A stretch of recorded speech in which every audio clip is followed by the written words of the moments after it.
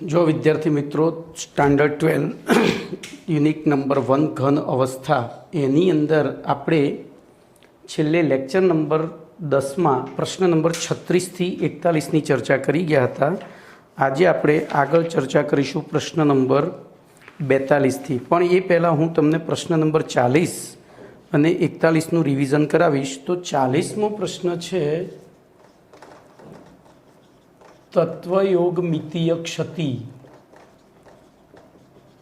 અને તેના પ્રકાર. બરાબર, તત્વયોગ મિતીય ક્ષતિ અને તેના પ્રકાર જણાવો. તો ધ્યાન રાખજો, સૌથી પહેલાં જવાબ આની અંદર જ છે. તત્વયોગ મિતીય ક્ષતિ તો સ્ફટિકમય ઘન પદાર્થમાં ક્ષતિ હોવા છતાં, સ્ફટિકમય ઘન પદાર્થમાં આપણે એવું લખી શકીએ કે સ્ફટિકમય ઘન પદાર્થમાં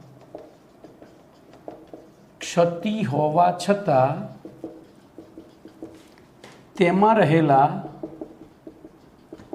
તત્વોનું સાપેક્ષ પ્રમાણ બદલાતું ના હોય. એટલે કે તત્વયોગમિતિ અચળ રહેતી હોય. તેવી ક્ષતિને બોલો શું કહેવાય? તેવી ક્ષતિને તત્વયોગ મિતીય ક્ષતિ કહેવાય. હવે તત્વયોગ મિતીય ક્ષતિના બે પ્રકાર છે મુખ્ય. તત્વયોગ મિતીય ક્ષતિ, બોલો એના કેટલા પ્રકાર છે? તો એમાં બે રીતે ક્ષતિ ભણવામાં આવે છે. જોજો, પહેલી સહસંયોજક ઘન પદાર્થોમાં તત્વયોગ મિતીય ક્ષતિ, અને એ જ રીતે આયનીય ઘન પદાર્થોમાં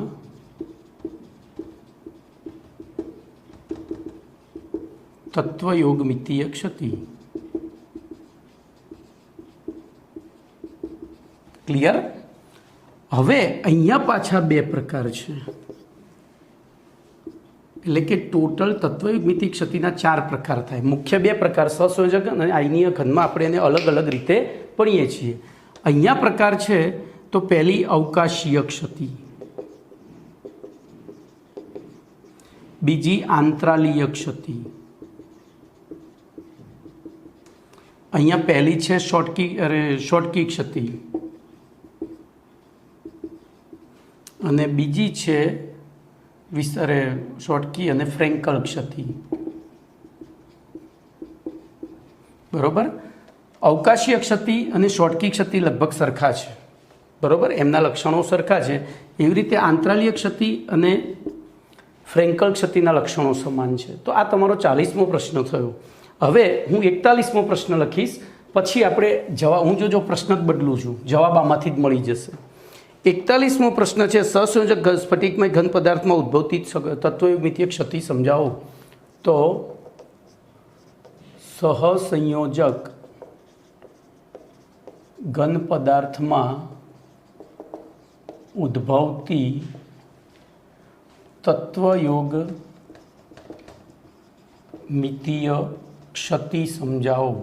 બોલો બોલો, પરિચયમાં આના જ લખવાનું કે સહસંયોજક ઘન સ્ફટિકમય ઘન પદાર્થમાં ક્ષતિ હોવા છતાં તેમાં જો તત્વોનું સાપેક્ષ પ્રમાણ બદલાતું ના હોય, એટલે કે એની તત્વયોગ મિતિ અચળ રહેતી હોય, તો તેવી ક્ષતિને સહસંયોજક ઘન પદાર્થમાં ઉદ્ભવતી તત્વયોગ મિતીય ક્ષતિ કહે છે. તેના મુખ્ય બે પ્રકાર છે, અવકાશીય ક્ષતિ અને આંતરાલીય ક્ષતિ. એટલે જોજો, આગળના પ્રશ્નમાંથી આપણને નવા પ્રશ્નનું પ્રસ્તાવના એટલે કે પરિચય મળી જાય છે. આગળના પ્રશ્નમાંથી નવા પ્રશ્નનો પ્રસ્તાવના અથવા તો પરિચય મળી જાય છે. તો હવે આપણે એના બે પ્રકાર અવકાશીય ક્ષતિ અને આંતરાલીય ક્ષતિ સમજાવીએ. તો અહીંયા ખાલી મારે આટલું જ લખવાનું છે, સહસંયોજક સ્ફટિકમય ઘન પદાર્થમાં ક્ષતિ હોવા છતાં તેમાં તત્વોનું સાપેક્ષ પ્રમાણ બદલાતું ન હોય, એટલે કે તત્વયોગ મિતિ અચળ રહેતી હોય, તો તેવી ક્ષતિને સહસંયોજક ઘન પદાર્થમાં ઉદ્ભવતી તત્વયોગ મિતીય ક્ષતિ કહે છે. પછી બીજો મુદ્દો લખવાનો કે તેના મુખ્ય બે પ્રકાર છે, અવકાશીય ક્ષતિ અને આંતરાલીય ક્ષતિ. તો આપણે 1 બાય 1 બંને સમજાવી દઈએ. આ ભાઈ રિવિઝન કરવાનું કારણ એક જ છે કે આગળનો પ્રશ્ન ઇઝીલી આવડી જાય. તો બોલો, પહેલું આપણે ભણીશું એ અવકાશ ક્ષતિ, અવકાશીય ક્ષતિ અથવા અવકાશ ક્ષતિ. હવે હું તમને આકૃતિ દ્વારા સમજાવીશ, ધ્યાન રાખજો. આપણી પાસે ધારો કે એક સંપૂર્ણ ક્ષતિરહિત સ્ફટિકમય ઘન પદાર્થ છે.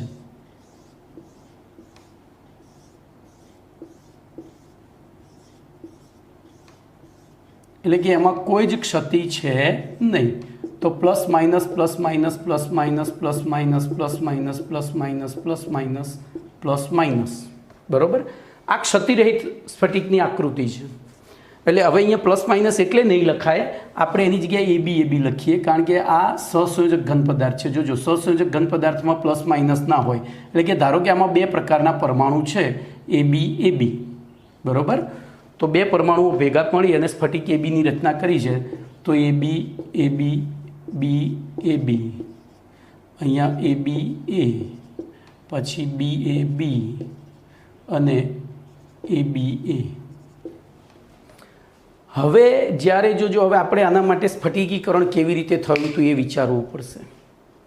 તો કોઈપણ પદાર્થનું સ્ફટિકીકરણ કરવું હોય એટલે એને યોગ્ય દ્રાવકમાં ઓગાળી એનું સંતૃપ્ત દ્રાવણ બનાવી અને પછી એ સંતૃપ્ત દ્રાવણને ઉકાળી એને ત્રીજા ભાગનું કરી, જોજો 1 લિટર હોય તો 300 ml સુધી ઉકાળી જવાનું અને પછી એને ઓરડાના તાપમાને ઠંડુ કરવા મૂકી દઈએ.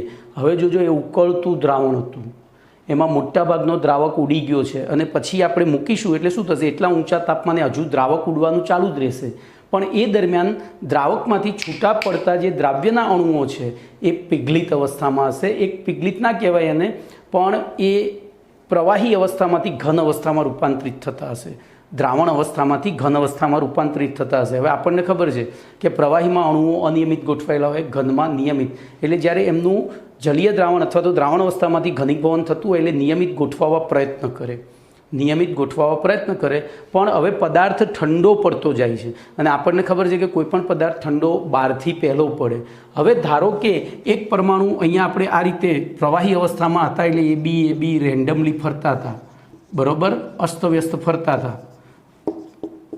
હવે એમને આ રીતે નિયમિત ગોઠવાવું છે તો આ બી અહીંયા જતો રહ્યો, એ અહીંયા એ આવ્યો, પછી આ એ અહીંયા ગયો, એના પોતપોતાના સ્થાને ગોઠવાઈ ગયા. પણ જોજો, બહારની સપાટી ઠંડી પડી ગઈ. જોજો, એ આ બહારની તો બી ખૂણામાં ગોઠવાયો, એની બાજુમાં એ ગોઠવાયો, આ બી અહીંયા ગોઠવાયો, આ એ અહીંયા ગોઠવાયો, એવી રીતે અહીંયા આ એ હતો અહીંયા ગોઠવાઈ ગયો. આપણે બહારની સપાટી વિચારીએ તો કોઈ અંદરની સપાટીના, બહારની સપાટી ઠંડી પડી ગઈ પછી અંદર અસ્તવ્યસ્ત ગતિ કરતા હોય એમને શું થશે, તો કેટલીક વખત એવું થાય, ધારો કે આ બીને અહીંયા ગોઠવાવાનું છે ને અહીંયા રખડતો હતો અથવા તો એ સ્ફટિકમાં ભાગ નહીં લઈ શકે. એવી રીતે આ એને ધારો કે અહીંયા ગોઠવાવાનું હતું ધાર ઉપર વચ્ચે ક્યાંય અને બહાર બીજે ક્યાંક બીજી જગ્યાએ ફરતો હતો, તો એવી પરિસ્થિતિમાં શું થશે, એક ધનાયન એટલે કે બે સરખા પ્રમાણમાં બે પરમાણુઓ પોતાના સ્ફટિકમાંથી ગાયબ હશે. એટલે કે અહીંયા ખાલી જગ્યા હશે. આપણે એને ચોરસ વડે દર્શાવીએ છીએ. તો આ પ્રકારે ઉદ્ભવતી ક્ષતિને અવકાશ ક્ષતિ. જોજો, આમાં એક એ ગયો છે અને એક બી ગયો છે, એટલે કે તત્વયુગમિતિ કેવી રહી છે, અચળ. તો અહીંયા ચોપડી પ્રમાણે લખીએ તો આકૃતિમાં દર્શાવ્યા પ્રમાણે સહસંયોજક સ્ફટિકમય ઘન પદાર્થમાં કેટલાક લેટિસ બિંદુ સ્થાન, આ લેટિસ બિંદુ સ્થાન કહેવાય, એ જો ખાલી હોય એટલે કે એમના બદલે અવકાશ હોય તો આ પ્રકારની ક્ષતિને શું કહે છે, અવકાશ ક્ષતિ. હવે જોજો, અવકાશ ક્ષતિના કારણે શું થાય છે, તો પહેલી વ્યાખ્યા લખીએ. પહેલી આપણે વ્યાખ્યા લખી દઈએ, ભલે ભણેલા છો ફરી ભણીએ. તો આકૃતિમાં દર્શાવ્યા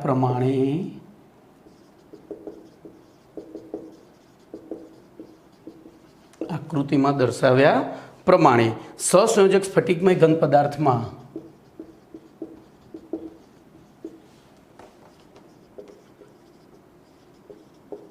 ઘન પદાર્થની સ્ફટિક રચનામાં કેટલાક લેટિસ સ્થાન ખાલી હોય છે, બરોબર. કેટલાક લેટિસ, અને લેટિસ સ્થાન કહેવાય, એ કેવા હોય છે, ખાલી હોય છે, બરોબર. એટલે કે એમના બદલે, તો એટલે કે લેટિસ સ્થાનના બદલે અવકાશ હોય છે. ત્યાં શું હોય છે, અવકાશ હોય છે, એટલે કે ખાલી જગ્યા હોય છે. આ પ્રકારની ક્ષતિને બોલો શું કહેવાય, અવકાશ ક્ષતિ. ચલો અવકાશગતિની લાક્ષણિકતાઓ જોઈએ, એના કારણે ગુણધર્મોમાં શું ફેરફાર થાય, આપણે જોઈએ.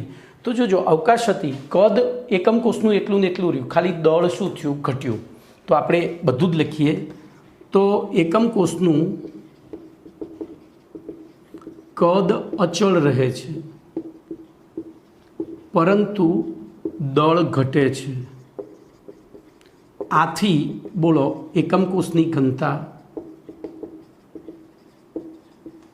તો ઘનતા બરાબર દળ ભાગ્યા કદ છે. દળ ઘટ્યું, કદ અચળ્યું, તો ઘનતા ઘટે છે. બોલો પહેલો ગુણધર્મ ખબર પડી ગઈ. પછી જોજો આપણે તાપમાન વધારીએ, આ સ્ફટિકનું તાપમાન વધારીએ તો શું થાય? તો તાપમાન વધારવાથી કશું નહીં થાય, ખાલી પીગળશે, બીજું કંઈ નહીં. તો તાપમાન વધારવામાં આવે તો તાપમાન વધારતા આ ક્ષતિની સંખ્યા, એટલે કે ખાલી જગ્યાની સંખ્યા અચળ રહે છે. પરંતુ જોજો ક્ષતિનો વિકાસ થાય છે. આ વિકાસ શબ્દ બધા નડી જાય છે, પરંતુ ક્ષતિનો વિકાસ થાય છે. આ વિકાસ થવું એટલે બોલો આપણને ખબર છે કે કોઈ પણ પદાર્થને, ઘન પદાર્થને ગરમ કરીએ એટલે એનું ઉષ્મા પ્રસરણ થાય, એટલે કે કદ વધે. કદ વધ્યું તો આ કદ જે હતું એના કરતાં આટલું થયું, બરોબર. તો પછી અંદર જે ક્ષતિ હતી એ પણ શું થઈ, બોલો એનું કદ પણ વધ્યું, એટલે કે ક્ષતિ વિકાસ પામે છે અથવા તો વિકાસ થાય છે. ચલો એના પછી આંતરાલીય ક્ષતિની વાત કરીએ. બીજો પ્રકાર હું આ ભૂસી નાખીશ ત્યારે લખાશે. તો આંતરાલીય ક્ષતિમાં શું થાય છે જોજો. તો બી આંતરાલીય ક્ષતિ. તો જોજો કેટલીક વાર સ્ફટિકીકરણ થતું હોય, આપણે અસ્તવ્યસ્ત ગરમ કરેલું છે એને ઠંડુ પાડીએ છીએ, એટલે આ બે કણો જોજો હું તમને સીધી રીતે સમજાવું. અવકાશગતિના બે લેટિસ સ્થાન ખાલી રહ્યા, એટલે કે એ જગ્યાએ જે કણોને ગોઠવવાનું હતું એ ક્યાં ગયા, તો બીજે ક્યાંક ગોઠવાયા. હવે બીજે ક્યાંક ગોઠવાયા હશે તો શું થશે? તો બીજે તો બધે નિયમિત ગોઠવણી છે. જોજો બીજે તો બધે જ કેવી ગોઠવણી હશે, નિયમિત છે. આપણે એવું ધારીએ તો પેલા બે જે વધારાના આવ્યા, બોલો અહીંયા એ છે અને અહીંયા એ છે, બરાબર. તો એવી પરિસ્થિતિમાં મારી ભૂલ થઈ હતી ભાઈ, આગળની આકૃતિમાં અહીંયા બે અલગ અલગ મારે દૂર કરવાના હતા, એ જગ્યાએ એક જ થઈ ગયા, વાંધો નહીં, તમે સમજી જશો. તો એવી પરિસ્થિતિમાં આ સ્ફટિક સંપૂર્ણ છે, પણ પેલો જે અવકાશ ક્ષતિના બે પરમાણુ એ અને બી છૂટા પડ્યા હતા, એમને ક્યાંક તો ગોઠવવું પડશે. તો એમાં એક એ અહીંયા ગોઠવાય ને એક બી અહીંયા ગોઠવાઈ જાય. તો બોલો આને કહેવાય આંતરાલીય ક્ષતિ. શું કહેવાય? તો બોલો એની તો આકૃતિમાં દર્શાવ્યા પ્રમાણે સહસંયોજક સ્ફટિકમય ઘન પદાર્થમાં કેટલીક લેટિસ બિંદુઓ અન્ય લેટિસ બિંદુઓ વચ્ચેના, તો આકૃતિમાં દર્શાવ્યા પ્રમાણે સહસંયોજક સ્ફટિકમય ઘન પદાર્થોમાં કેટલીક વાર બોલો શું થાય છે? કેટલીક વાર કેટલાક લેટિસ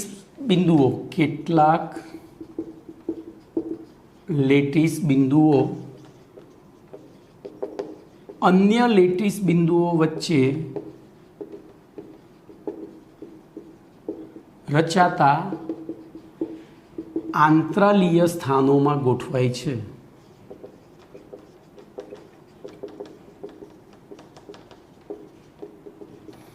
તો આ પ્રકારે ઉદ્ભવતી ક્ષતિને શું કહે છે? આંતરાલીય ક્ષતિ.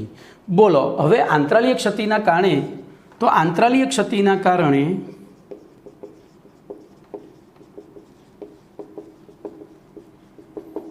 એકમ કોષનું બોલો કદ કેવું રહે છે? અચળ. કદ તો બંને પરિસ્થિતિમાં કદ તો અચળ જ રહે, ખાલી દળમાં ફેરફાર થાય. પરંતુ બોલો અહીંયા દળ શું થશે? તો પેલામાં બે ગાયબ થયા હતા એટલે દળ ઘટ્યું હતું, આમાં બે બીજા વધારાના આવ્યા તો દળ વધે છે. આથી બોલો ઘનતા શું થશે? વધે છે. આથી ઘનતા વધે છે. બોલો કમ્પ્લીટ. તો આ બે રિવિઝન એટલા માટે કરાવ્યું કે હવે આના જ વસ્તુ તમારે આયનીય ઘન પદાર્થો માટે ભણવાનું છે. તો હવે આપણે લઈએ પ્રશ્ન નંબર 42.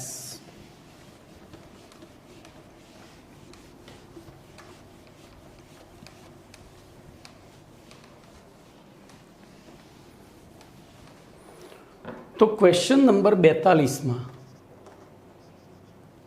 જોજો આપણને શું કહ્યું છે તો આયનીય ઘન સ્ફટિકમાં ઉદ્ભવતી તત્વયુગ્મિતિ ક્ષતિ ઉદાહરણ આપી સમજાવો. આયનીય સ્ફટિકમય ઘન પદાર્થોમાં ઉદ્ભવતી તત્વયોગમિતીય ક્ષતિ અને તેના પ્રકારો સમજાવો. ઉદાહરણ આપી સમજાવો. આપણે એટલું લખીશું. તો બોલો સૌથી પહેલાં પરિચયમાં શું લખીશું? તો આપણે 41માં પ્રશ્નમાં પરિચય ભણી ગયા હતા. તો આયનીય સ્ફટિકમય ઘન પદાર્થોમાં બોલો આયનીય સ્ફટિકમય ઘન પદાર્થોમાં ઉદ્ભવતી તત્વયુગ્મિતીય ક્ષતિના અનુક્રમે બે પ્રકાર છે. કયા બે પ્રકાર? તો અહીંયા મેં લખ્યું હતું પેલો ચાર્ટ બનાવ્યો શોર્ટકી ક્ષતિ અને ફ્રેન્કલ ક્ષતિ. બરાબર. અહીંયા હું પહેલી શોર્ટકી ચલાવીશ, તમારા પેમ્ફલેટમાં પહેલી ફ્રેન્કલ આપી છે. વોટ એવર, એ તો ચલાવવામાં હું ગમે તે ચલાવું, લખવામાં તમે ગમે તે લખી શકો છો, પણ હું શોર્ટકી એટલા માટે ચલાવીશ કે શોર્ટકી એ સહસંયોજક ઘન પદાર્થમાં ઉદ્ભવતી અવકાશ ક્ષતિ જેવી છે, જ્યારે ફ્રેન્કલ એ આંતરાલીય ક્ષતિ જેવી છે. હવે તો આપણે પરિચય આપી દીધો. એના પ્રકારમાં પહેલો લઈશું સ્કોટકી અથવા તો શોર્ટકી ક્ષતિ. સ્કોટકી અથવા શોર્ટકી ક્ષતિ. બોલો એની વ્યાખ્યા શું લખીશું? તો એમાં પણ આકૃતિ દોરવાની છે તમારે. મેં જે આકૃતિ દોરી હતી એ જ, પણ મેં પહેલાં ભૂલથી દોરી હતી. બરાબર. Plus minus plus minus plus minus.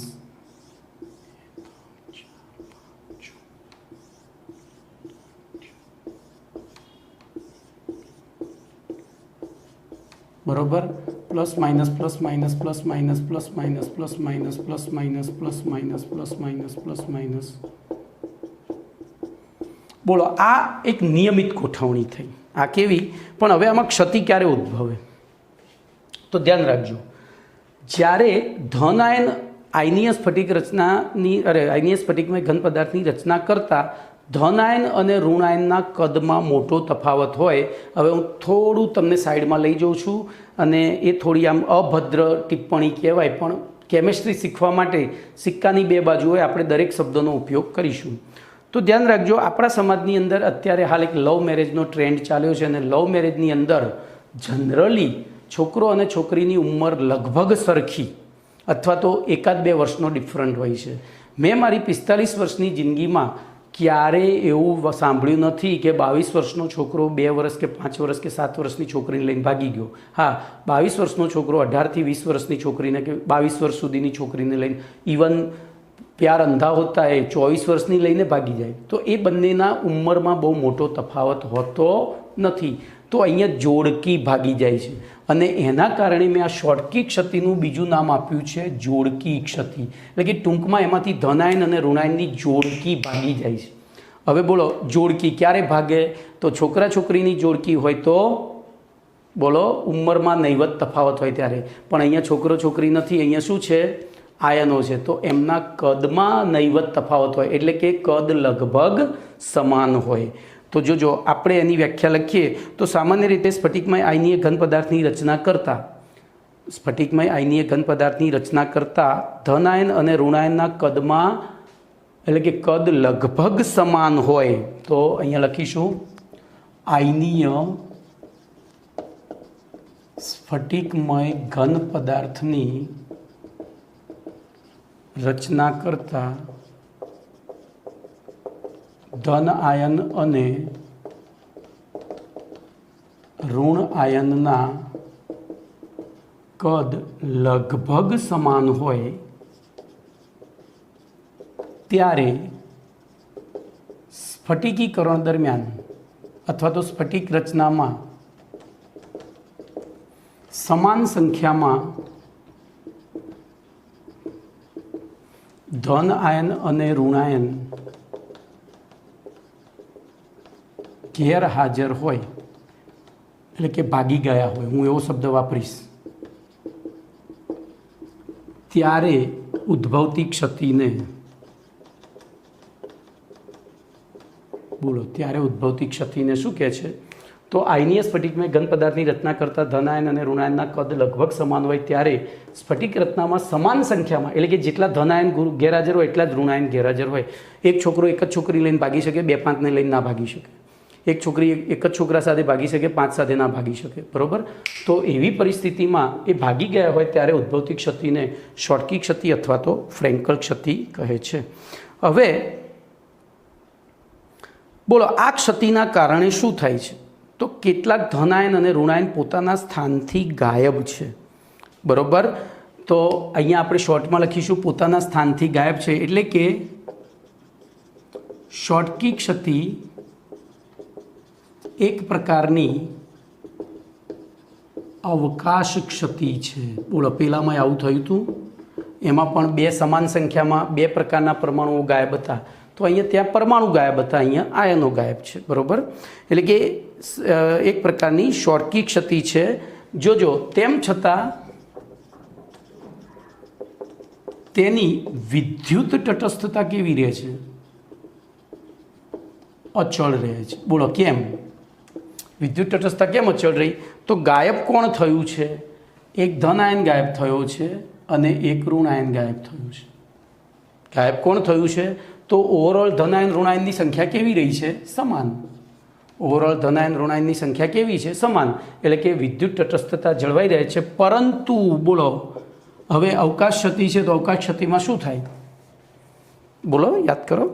તો ઘનતા ત્યાં શું થઈ હતી? ઘટી હતી. પરંતુ ઘનતા ઘટે છે. હવે આપણે એના ઉદાહરણ લખવાના છે. તો ઉદાહરણમાં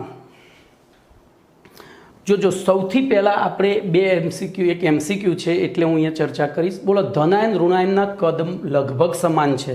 તો આપણે એક ધનાયન લઈએ, ધારો કે એ ફૂટબોલ જેવડો છે અને એની ફરતે ઋણાયન ગોઠવવાના છે એના એ જ કદના, કારણ કે કદ લગભગ કેવું છે? સમાન. તો બોલો, કેટલા ફૂટબોલ ગોઠવી શકાય? તો કે 6. ઓછામાં ઓછા 6. પછી વધુમાં વધુ તો જોજો, એમાં અહીંયા આપણે ભણી ગયા હતા એ આ રીતે બીજા 3 ગોઠવાય. પેલા 6 ગોઠવાયેલા છે ને, એની ઉપર 3 અને નીચે 3, યાદ આવે છે?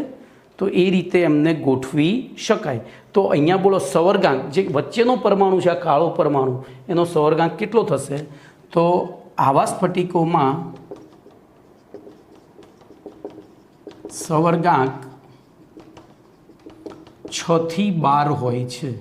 એટલે તમને MCQ પૂછાય કે શોર્ટકી ક્ષતિ ઉદ્ભવતી હોય તો એવા સ્ફટિકમાં પરમાણુ કે આયનનો સવર્ગાંક કેટલો હોય છે? તો કે 6 થી 12 હોય છે. બરાબર. આ એક યાદ રાખવાનું છે. અને પછી ઉદાહરણ યાદ રાખવાના છે. તો આજ 12 ક્ષાર, આજ 12 ક્ષાર, આ એની ટ્રીક છે. આજ 12 એટલે AgBr. અને ક્ષારમાં આપણી પાસે 2 ક્ષાર છે દુનિયાના મહાન, NaCl અને KCl. તો આ એક લાક્ષણિકતા થઈ અને આ ઉદાહરણ થયું. આ 2 લાક્ષણિકતાઓ થઈ. બરાબર. તો આટલું તમારે લખવાનું છે એમાં. ચલો, હવે વાત કરીશું આપણે ફ્રેન્કલ ક્ષતિની. તો ફ્રેન્કલ ક્ષતિમાં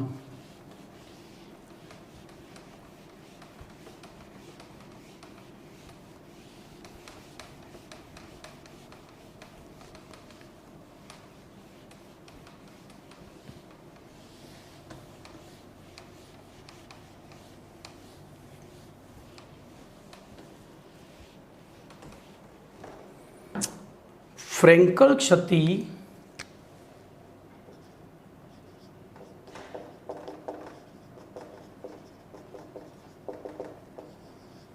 તો એ કોના જેવી છે? હું એ કૌંસમાં લખી દઉં. બોલો, આંતરાલીય ક્ષતિ જેવી છે. એટલે આપણને એકદમ ઇઝીલી થિયરી આવડી જાય. તો એમાં શું થાય? બોલો, આંતરાલીય ક્ષતિમાં શું થશે? તો આપણે સમજીએ પહેલાં. ધનાયન અને ઋણાયન એમના કદમાં મોટો તફાવત હોય.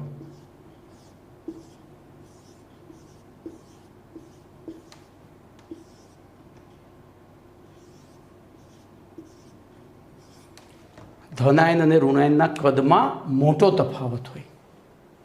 બરાબર. તો સામાન્ય રીતે આયનીય સ્ફટિકની રચના કરતા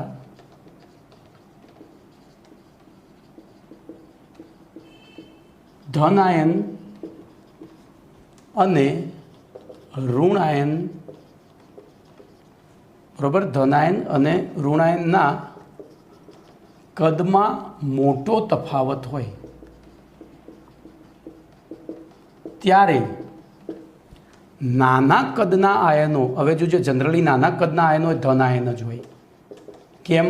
તો ધન આયન ઇલેક્ટ્રોન ગુમાવે, કોઈ પણ તત્વ ઇલેક્ટ્રોન ગુમાવે ત્યારે ધન આયન બને, એટલે કે એની બાહ્યતમ કક્ષાનો ઇલેક્ટ્રોન જતો રહે પછી અંદરની કક્ષાનું જ કદ કન્સિડર કરવાનું, તો ત્યાં કદ નાનું થાય. ઋણ આયન હંમેશા મોટો હોય કારણ કે ઇલેક્ટ્રોન મેળવે ત્યારે ઋણ આયન બને છે, એટલે કે બાહ્યતમ કક્ષામાં ઇલેક્ટ્રોનની સંખ્યા વધે એટલે અપાકર્ષણના લીધે ઉલટાનું, સ્ક્રીનિંગ અસરના લીધે ઉલટાનું કદ વધે. તો નાના કદ એટલે કે ધન આયન કદ ધરાવતા આયન આંતરાલીય સ્થાનોમાં ગોઠવાય છે, આંતરાલીય સ્થાનોમાં ગોઠવાય છે અને તેમના પોતાના સ્થાને છિદ્ર રચાય છે. તો આ પ્રકારે ઉદ્ભવતી ક્ષતિને બોલો શું કહે છે? ફ્રેન્કલ ક્ષતિ. હવે જોજો, આ સ્ફટિકમય, શુદ્ધ સ્ફટિકમય ઘન પદાર્થ હતો, કોઈ ક્ષતિ હતી નહીં, તો હું એમાં ક્ષતિ પેદા કરું છું. બોલો, આ નાના કદનો આયન અને આ નાના કદનો આયન, બે જણાએ પોતાનું સ્થાન છોડી દીધું, એટલે કે અહીંયા શું પેદા થયું? અવકાશ. અને એક હતો એ અહીંયા જતો રહ્યો અને બીજો હતો એ અહીંયા જતો રહ્યો, ધારો કે. તો એ બેની જગ્યાએ શું થયું? અવકાશ. બરાબર?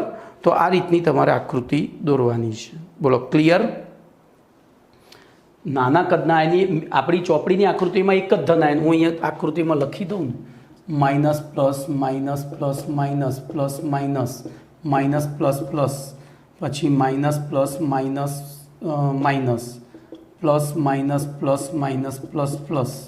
બરાબર? તો આ બે પ્લસ છે પોતાના સ્થાનેથી, એક અથવા એકથી વધુ પ્લસ પોતાના સ્થાનેથી ચલિત થયા અને પોતાના સ્થાને એમને શું કર્યું? અવકાશ પેદા કર્યો. બરાબર? તો આ પ્રકારે ઉદ્ભવતી ક્ષતિને શું કહેવાય? ફ્રેન્કલ ક્ષતિ. બોલો, કમ્પ્લીટ. હવે ફ્રેન્કલ ક્ષતિના કારણે જો એની લાક્ષણિકતાઓ લખીએ તો આ ક્ષતિના કારણે માત્ર સ્ફટિક કણોના માત્ર સ્થાન બદલાય છે. સ્ફટિક કણો, અહીંયા આયનો છે, તો આયનોના માત્ર સ્થાન બદલાય છે.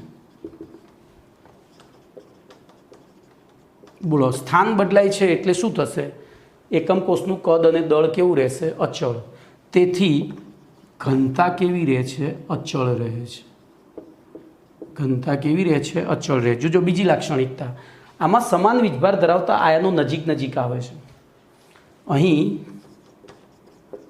સમાન વીજભાર ધરાવતા આયનો નજીક નજીક આવે છે. તેથી આવા સ્ફટિકોનો ડાયઇલેક્ટ્રિક અચળાંક ઊંચા હોય છે અથવા ઊંચો હોય છે. આ MCQ છે, જોજો એનો આર્ટિકલ છે, ચોપડીમાં નથી લખેલું ભાઈ, જીનીટમાં પૂછાય છે. નીચેના પૈકી કયા સ્ફટિકનો ડાયઇલેક્ટ્રિક અચળાંક ઊંચો હશે? તો આપણે આ ખબર હોવી જોઈએ કે ક્યારે ઊંચો હોય? તો સમાન આયનો એકબીજાની નજીક નજીક આવે ત્યારે. જોજો, આ નજીક નજીક થઈ ગયા, બધા વચ્ચેથી ધનવીજભાર ગાયબ થઈ ગયો એટલે નજીક જ કહેવાય. આમ તો ધનવીજભાર શું થતો હતો? આ બે ગાયબ થયો એટલે આ ઋણ ઋણ વચ્ચે શું થાય? અપાકર્ષણ. અપાકર્ષણ એટલે એનું અપાકર્ષણનું માપ છે ડાયઇલેક્ટ્રિક અચળાંક. બરાબર? તો અહીંયા આવા સ્ફટિકોનો ડાયઇલેક્ટ્રિક અચળાંક ઊંચો એટલે તમને MCQ પૂછાય, નીચેના પૈકી કયા સ્ફટિકનો ડાયઇલેક્ટ્રિક અચળાંક ઊંચો છે? બોલો, તમે કઈ રીતે જવાબ આપશો? તો જેમાં ફ્રેન્કલ ક્ષતિ ઉદ્ભવતી હોય તેમનો ડાયઇલેક્ટ્રિક અચળાંક ઊંચો હોય છે. બરાબર? ચલો, લાક્ષણિકતા પૂરી થઈ. હજુ ત્રીજી એક લાક્ષણિકતા લઈ લઈએ. બોલો, આમાં કદમાં મોટો તફાવત છે, તો હું એક ટેનિસ બોલ લઉં અને એની ફરતે મારે ફૂટબોલ ગોઠવવા હોય, બોલો કેટલા ગોઠવી શકું? તો 4, ઓછામાં ઓછા 4. તો આવા સ્ફટિકોમાં સવર્ગાંક 4થી, હવે વધુમાં વધુ કેટલા ગોઠવી શકું? તો 4, આ 4ની ઉપર એક ને એક નીચે એટલે 6 હોય છે. કેટલો હોય છે? 4 થી 6 હોય છે. અને છેલ્લે ઉદાહરણ લખીએ તો ઉદાહરણમાં ટ્રીક છે. જો ઉદાહરણો હંમેશા ટ્રીકથી જ યાદ રહે. અહીંયા ટ્રીક છે, આજે આવી એ જ કાલે એ જ બહાર જશે. આજે આવી એ જ કાલે એ જ બહાર જશે. મારી ભૂલ થઈ, મેં ભેગું લખવાની જગ્યાએ જુદું લખ્યું. એ જ બહાર જશે એટલે કે આ સનાતન સત્ય છે. આજે જે જન્મ્યું છે કાલ મરવાનું છે, એના ઉપરથી બનેલું. આજે જે આવ્યું છે કાલે જશે એમ.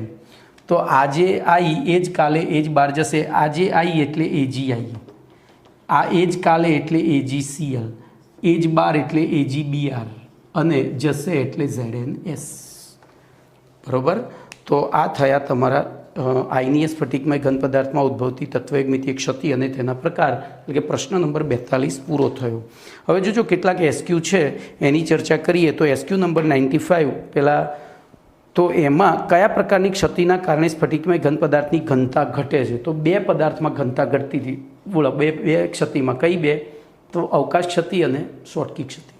ચલો પછી કયામાં ઘનતા વધે છે? તો એકમાં જ વધતી હતી. કઈ? આંતરાલીય ક્ષતિ. બોલો, કયામાં ઘનતા અચળ રહે છે? તો આમાં ઘનતા અચળ રહે છે. બરાબર. પછી સવર્ગાંકને બધું મેં તમને કહી દીધું છે.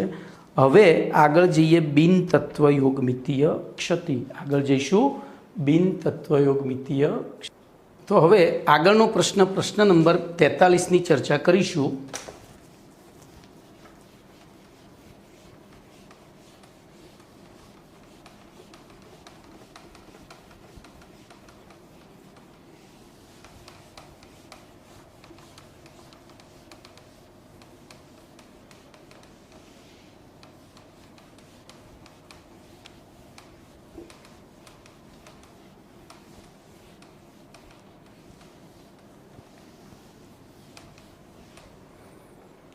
તો જો એની અંદર બિન તત્વયુગ્મિતીય ક્ષતિની વ્યાખ્યા અને તેના પ્રકાર. 43 પ્રશ્ન નંબર 43.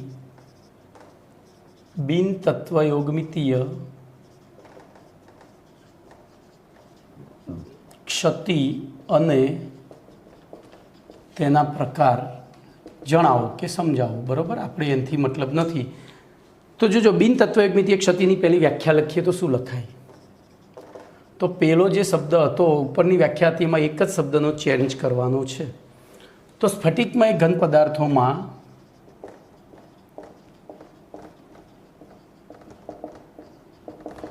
જે ક્ષતિના કારણે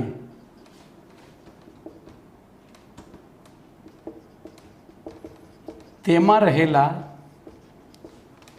ઘટક કણો કે આયનો નું સાપેક્ષ પ્રમાણ બદલાતું હોય. સાપેક્ષ પ્રમાણ એટલે કે તત્વયોગમિતિ. સાપેક્ષ પ્રમાણ એટલે અહીંયા શું થશે? તત્વયોગમિતિ. બદલાતી હોય. પેલામાં શું રહેતી હતી? અચળ રહેતી હતી. અહીંયા બદલાતી હોય તેવી ક્ષતિને બોલો શું કહેવાય? બિન તત્વયોગમિતીય ક્ષતિ. બિન તત્વયોગમિતીય ક્ષતિના બે પ્રકાર છે. તો એના બિન તત્વયોગમિતીય ક્ષતિ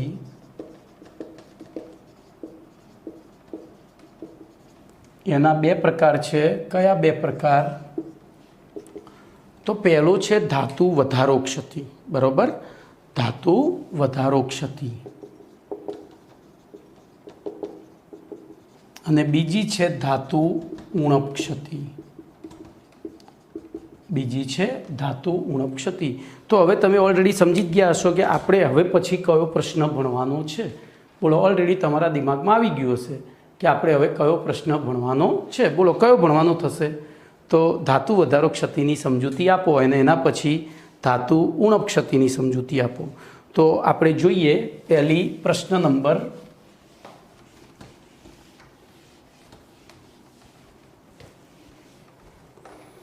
44. તો 44મો પ્રશ્ન છે ધાતુ વધારો ક્ષતિ ઉદાહરણ આપી સમજાવો.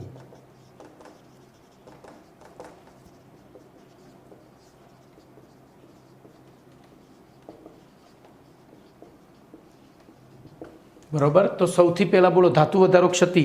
તો એમાં આપણે બે પ્રકારે ધાતુ વધારો ક્ષતિ એના પરિચયમાં એમ જ લખવાનું કે સ્ફટિકમય ઘન પદાર્થોમાં નીચે પ્રમાણે બે પ્રકારે એટલે કે બે રીતે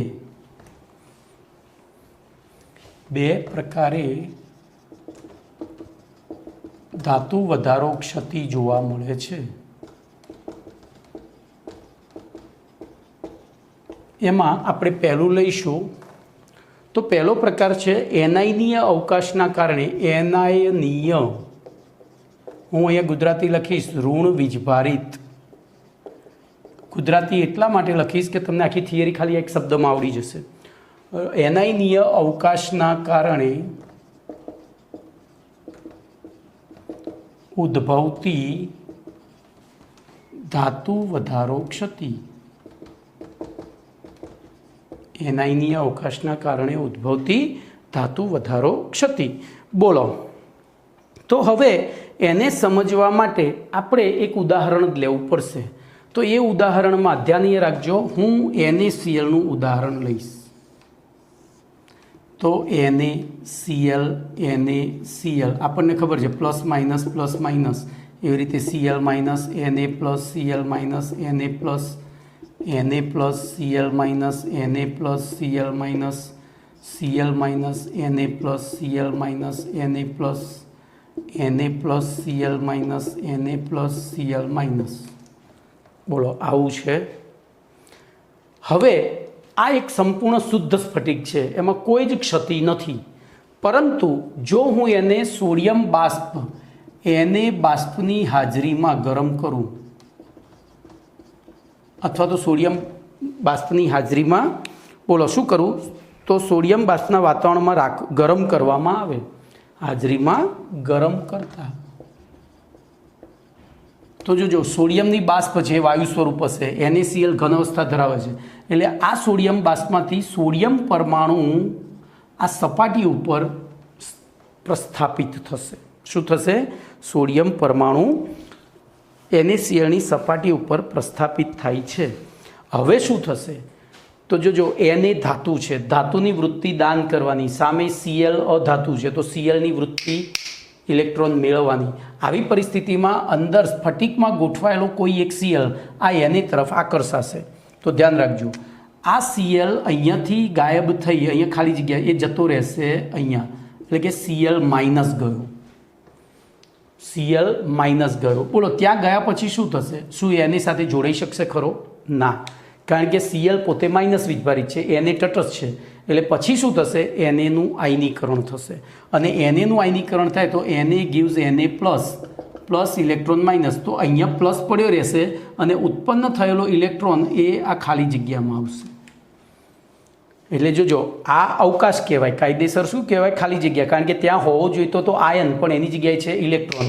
એટલે ઇલેક્ટ્રોનનો વીજભાર પાછો કેવો? ઋણ. એટલે એને કહેવાય ઋણ વીજભારિત અવકાશ અથવા એનાયનીય અવકાશ.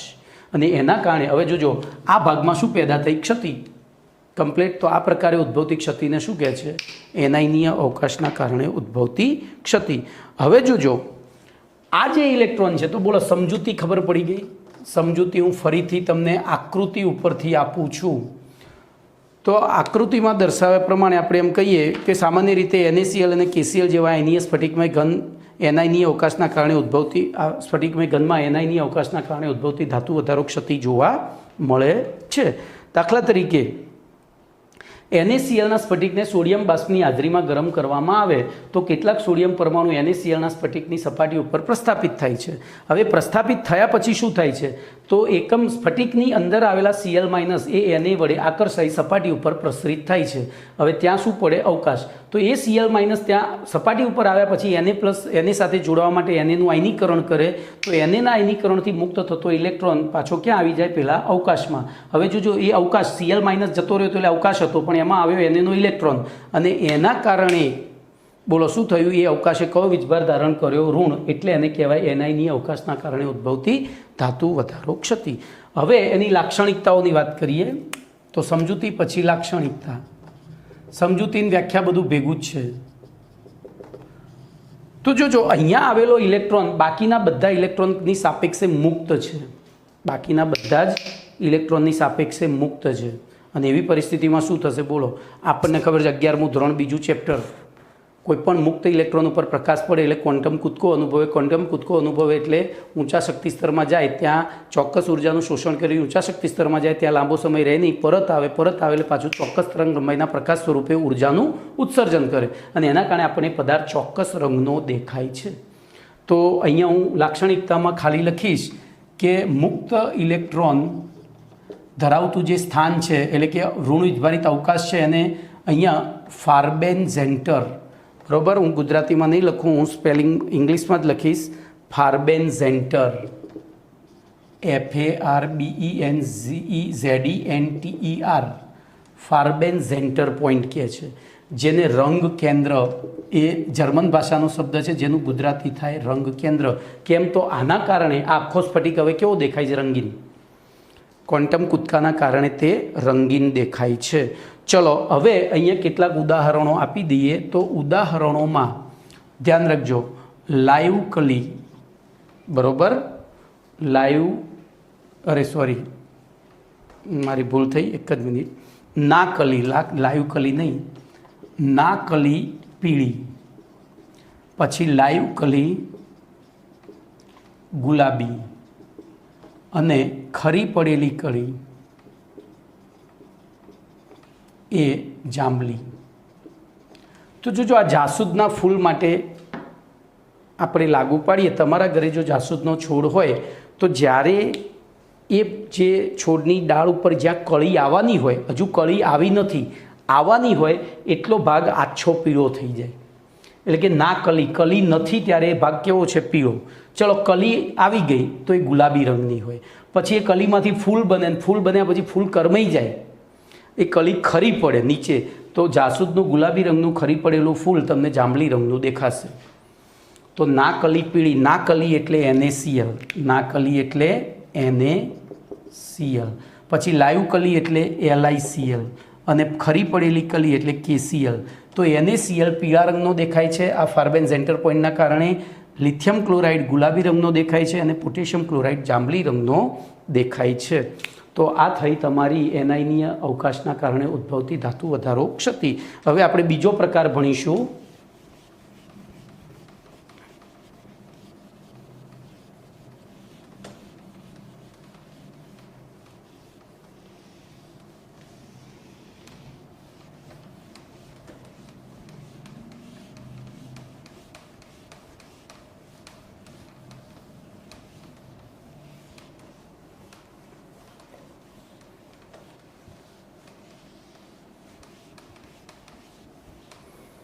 તો બીજો પ્રકાર છે બી, આંતરાલીય સ્થાન ઉપર વધારાના ધાતુ આયનની હાજરીના કારણે ઉદ્ભવતી ધાતુ વધારો ક્ષતિ. જોજો આ બીજો પ્રકાર છે. હવે જોજો અહીંયા હું પહેલાં તમને પેલી જાલ ચલાવી આપણે છેલ્લે, બરાબર, ધાતુ એનાયની અવકાશ, એમાં શું થયું હતું બોલો? તો ક્લોરિનની સંખ્યા એટલી ને એટલી જ રહી, પણ Naની સંખ્યા વધી હતી, એટલે એને શું કહેવાય? ધાતુ વધારો, એટલે કે ધાતુ વધી હતી. અહીંયા પણ એવું થશે. ચલો ધ્યાન રાખજો, અહીંયા હું આકૃતિ દોરીશ ZnOની, તો Zn+2O - 2, Zn+2O - 2, Zn+2O - 2, Zn+2O - 2, Zn+2.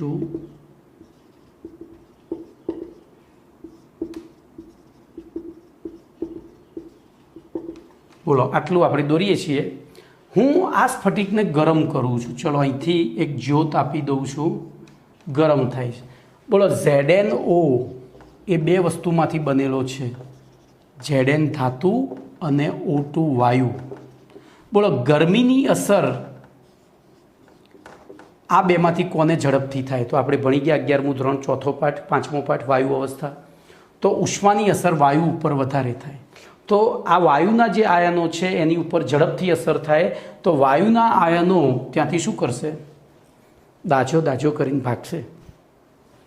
ભાગશે એટલે જોજો હવે એ કેવી રીતે ભાગશે, તો એની પાસે -2 વીજભાર છે, એટલે કે કોઈની પાસેથી 2 ઇલેક્ટ્રોન લૂંટેલા છે, તો એ લૂંટેલા ઇલેક્ટ્રોન લઈ ના જઈ શકે, એટલે શું કરે, એ 2 ઇલેક્ટ્રોન અહીંયા મૂકી જ દેશે અને ખાલી હાફ O2 સ્વરૂપે ગાયબ થઈ જશે.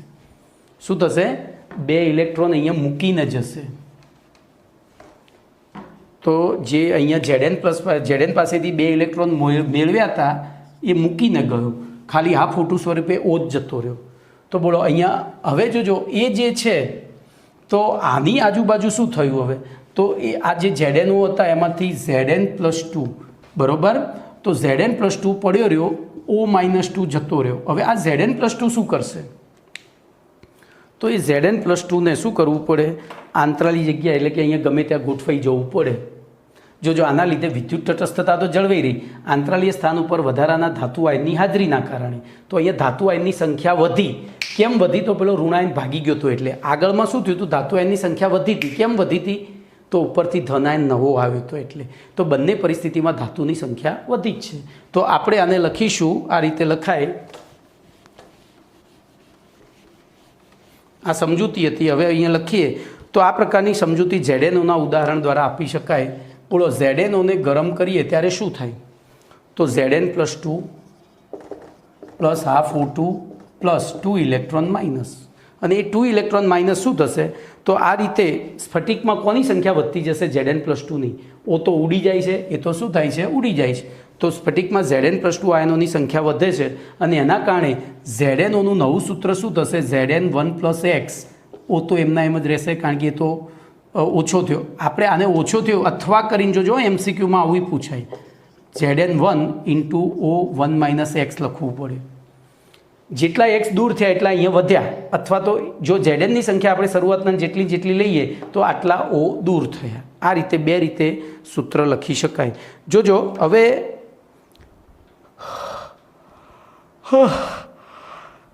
આ જે ધનાયન મુક્ત રહ્યો, જેના કારણે જેની સાથે પેલો જોડાયેલો હતો એટલે કે ઋણાયન, એ ક્યાંય આંતરાલીય જગ્યામાં ગોઠવાઈ જાય છે. આ પ્રકારે ઉદ્ભવતી ક્ષતિને બોલો શું કહે છે, આંતરાલીય સ્થાન ઉપર ઉદ્ભવતી વધારાના ધાતુ આયનની હાજરીના કારણે ઉદ્ભવતી ધાતુ વધારો ક્ષતિ. હવે અહીંયા કેટલાક નાના SQ છે જે હમણાં આગળના પ્રશ્નમાં બોલો, ધાતુ વધારા ક્ષતિના કારણે NaCl કયા રંગનો દેખાય છે, તો પીળો. એવી રીતે LiCl તો બોલો તો ગુલાબી, અને KCl તો પીળા રંગનો, બરાબર, જાંબલી.